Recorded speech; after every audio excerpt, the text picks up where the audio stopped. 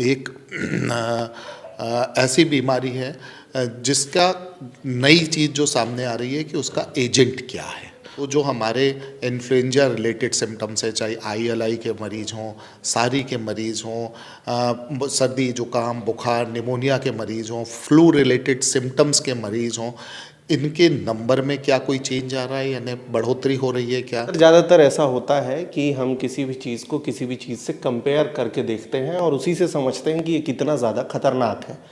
Corona महामारी की तरह ही है ये क्या? क्योंकि उसको लेकर के जो लगातार खबरें आ रही हैं कि आप लोगों की तैयारियां बहुत तेज़ हैं, बाहर से मतलब विदेशों से जो लोग आएंगे उनकी भी चेकिंग और तमाम कई सारी चीज़ें हैं, तो जो एक अलग प्रकार का डर बनता जा रहा है दर्शकों के मन में, उसको लेकर के सारी चीज़ें थोड़ा साफ करिए ना। यदि कोई भी चीज़ देखने में आती है तो तुरंत अपने नज़दीकी अस्पताल या अपने फैमिली फिजिशियन से संपर्क करें। पहली सावधानी तो ये है कि सेल्फ ट्रीटमेंट ना करें। चीन से आए कोरोना महामारी ने ऐसा दर्द लोगों को दिया जिसे आज भी लोग याद करते हैं ना तो उनकी आंखें नम हो जाती हैं। और अब एक और चीनी इन्फ्लुएंजा नाम की बीमारी के बारे में लगातार चर्चाएं हैं, और सिर्फ चर्चाएं ही नहीं है बल्कि स्वास्थ्य विभाग जो है वो पूरी तरह से सतर्क है। पंजाब केसरी आप लोगों के स्वास्थ्य को लेकर के हमेशा हर खबर पहुंचाता रहता है जो आप लोगों के लिए ज़रूरी है, जिससे आप लोग सतर्क रहें, सावधान रहें, अपना ध्यान रखें। और इसी कड़ी में चीनी इन्फ्लुएंजा को लेकर के बातचीत करने मैं राजधानी भोपाल के जयप्रकाश अस्पताल पहुंचा हूं। CMHO प्रभाकर तिवारी साहब हमारे साथ में हैं। सर, स्वागत है। सभी श्रोताओं को, दर्शकों को मेरा नमस्कार। सर, क्या है ये जिसके बारे में मैंने थोड़ी देर पहले बातचीत की? देखिए, जहाँ तक इन्फ्लुएंजा या निमोनिया की बात है, ये आप सब जानते हैं कि काफ़ी समय से पहले से हम लोग इसका सामना करते रहे हैं। ये बात अलग है कि इसके जो कॉजेटिव एजेंट्स हैं वो हमेशा बदलते रहते हैं। आपने देखा होगा कि निमोनिया का काज वायरस भी हो सकता है, माइकोप्लाज्मा हो सकता है, फंगस हो सकता है या बैक्टीरिया हो सकता है। इन्फ्लुएंजा आम तौर पर वायरसेस से पैदा होता है। ये जो वायरसेस हैं इनके स्ट्रेन लगातार बदलते रहते हैं, इसीलिए आपने देखा होगा कि जब भी फ्लू आता है, सीजनल फ्लू होता है, हर साल उसके लिए जो वैक्सीन है उनको चेंज करना पड़ता है।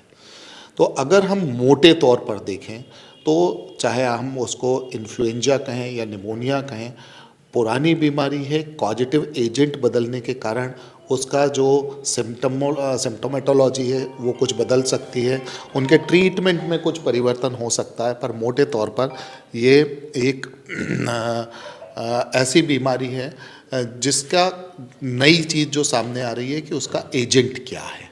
और जैसा कि आपने देखा होगा कि जब से खबरें आना शुरू हुई थी तो पहले हमारे गवर्नमेंट ऑफ इंडिया ने, उसके बाद MP गवर्नमेंट ने, और उसी के परिप्रेक्ष्य में भोपाल ज़िले में हम लोगों ने भी एडवाइज़री जारी की थी।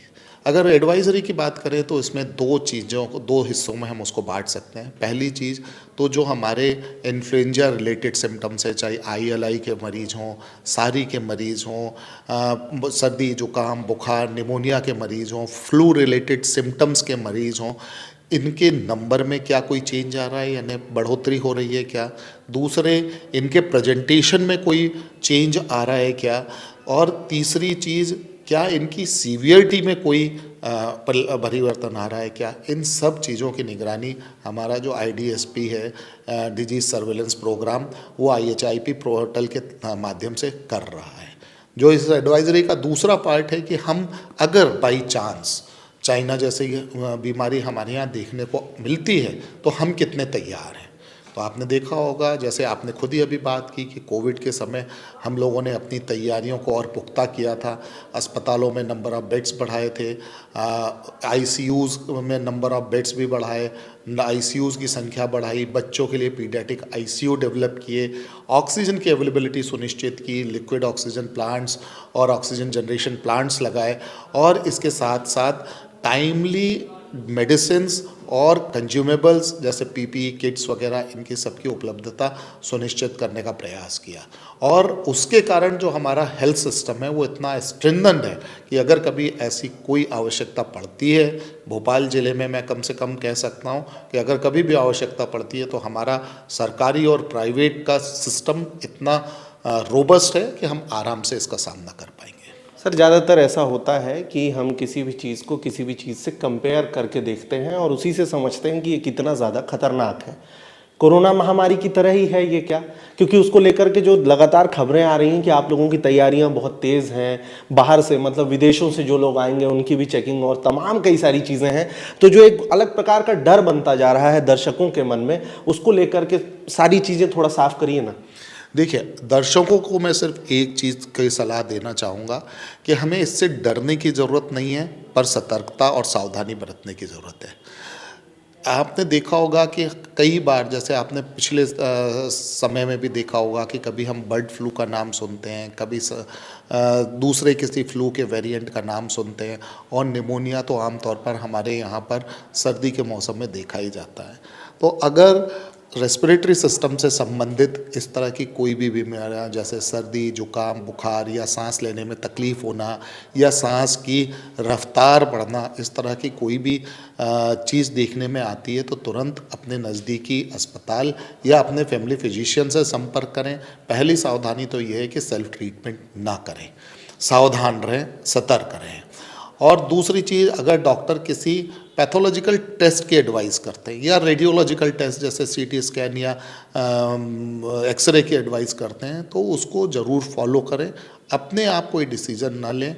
अपने डिसीज़न में या डॉक्टर के डिसीज़न में काफ़ी फ़र्क होता है, इसलिए डॉक्टर की बात ज़रूर मानें। तो मेरा तो यही वो रहेगा। और इसके अलावा एक और चीज़ है, आपने देखा होगा कि ऐसी जो भी संक्रामक बीमारियां रहती हैं वो एक्सट्रीम ऑफ एजेस, यानी बहुत छोटे बच्चे, और हमारे जो सीनियर सिटीजन्स हैं, 60 साल 65 साल से ऊपर के हमारे बुजुर्ग नागरिक हैं, उनको, प्लस ऐसे लोग जो इम्यूनो कॉम्प्रोमाइज्ड, यानी जिनकी इम्यूनिटी या रेजिस्टेंस पावर पहले से ही कम है, जैसे हमारे क्रॉनिक रीनल फेल्योर के मरीज़ होते हैं, ऐसे मरीज़ जिनका कैंसर के लिए ट्रीटमेंट चल रहा है, रेडियोथेरेपी या कीमोथेरेपी, या ऐसे पेशेंट जिनका पहले ऑर्गन ट्रांसप्लांट हुआ है और उनको इम्यूनो कंप्रेसिव वो एजेंट्स दिए जा रहे हैं, तो ऐसे लोगों को और विशेष सावधानी बरतने की ज़रूरत है, क्योंकि ऐसे लोग संक्रामक बीमारियों से अधिक जल्दी इन्फेक्ट भी होते हैं और उनकी जो सीवियरिटी होती है वो भी ज़्यादा होती है। तो अगर एक लाइन में मैं कहूँ तो prevention is better than cure. सावधान रहें, डरें नहीं।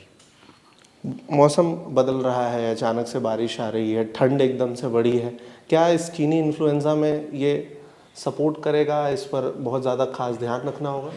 देखिए, आम तौर पर जो बीमारियां हैं इस समय आपने देखा होगा कि फ्लू लाइक सिम्टम्स वाली बीमारियां इस मौसम में होती हैं, तो हम ये अंदाज़ा लगा सकते हैं कि शायद इसी तरह का व्यवहार ये भी करेगा, क्योंकि जो ऑर्गेनिज्म है उसके डिटेल्स और साइंटिफिक स्टडी अभी तक अवेलेबल नहीं है, तो बहुत भरोसे के साथ कुछ भी कह पाना संभव नहीं है। अनुमान ही अभी लगाए जा रहे हैं, तो अभी तो मोटे अनुमान ही हैं। खान पान की बात अगर करें तो डॉक्टर साहब, देखिए, खान पान की अगर हम बात करें तो जो सर्दियों में आम तौर पर सावधानी बरतनी चाहिए हमें, वो हर मौसम के लिए लगभग सेफ़ रहती है। बल्कि मैं तो ये कहना चाहूँगा कि जो पुरानी भ्रांतियाँ हैं कि सर्दी में केला खाना बंद कर दीजिए, सर्दी में दही खाना बंद कर दीजिए, उसकी कोई आवश्यकता नहीं है। खान पान संतुलित रखें, व्यावहारिक रखें, मौसमी जो उपलब्ध चीज़ें हैं उनका उपयोग करें। डॉक्टर साहब, आपने बातचीत की, इसके लिए आपका शुक्रिया।